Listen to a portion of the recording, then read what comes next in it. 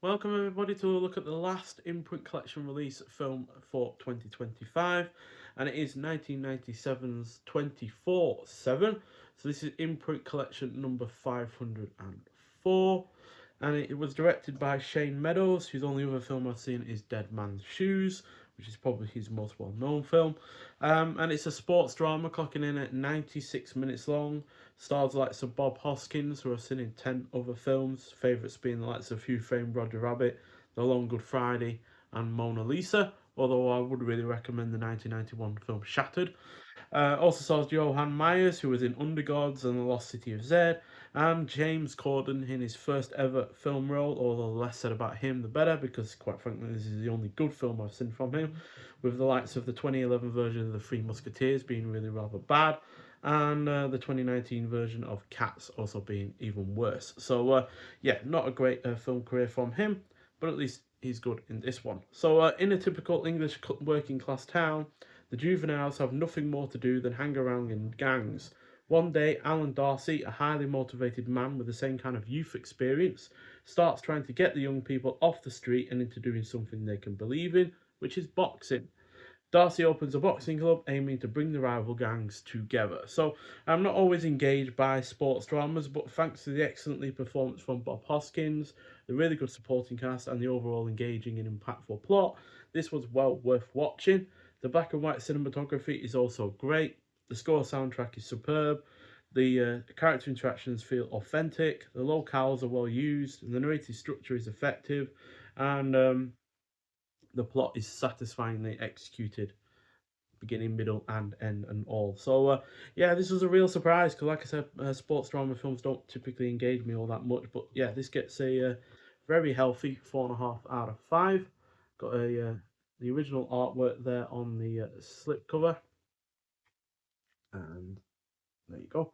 Um, and then well, believe is new artwork, but I've not seen it regardless as being stated as new artwork. But then again, I've not seen it as a an alternative poster either. And then we have the disc inside with a shot from the film included.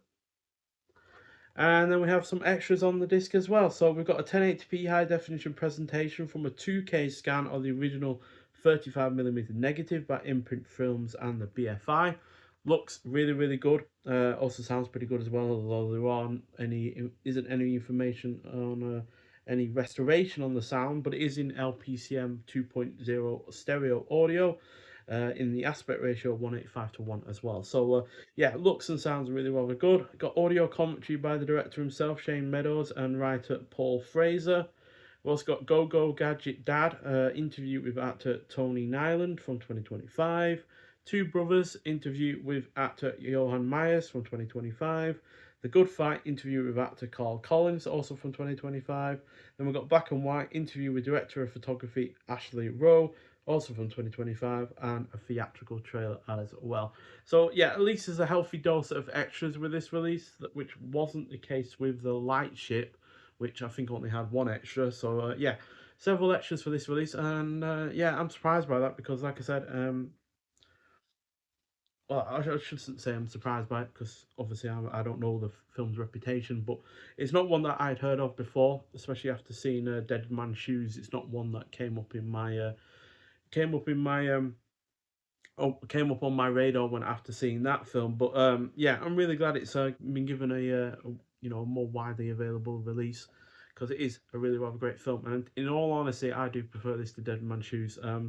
That's a great film. It gets a solid 4 out of 5 from me. But yeah, I do find this to be that bit more engaging, whereas Dead Man's Shoes does fall into the kind of, the kind of tough British kind of violent kind of films that dominated the mid to late 2000s and beyond, to be honest. So yeah, that kind of falls into that kind of trappings of being that kind of film, whereas this does feel a little bit more unique as far as British films from this period go.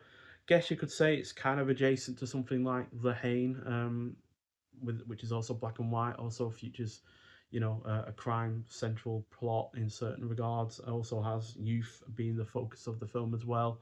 But this is a lot less violent than that.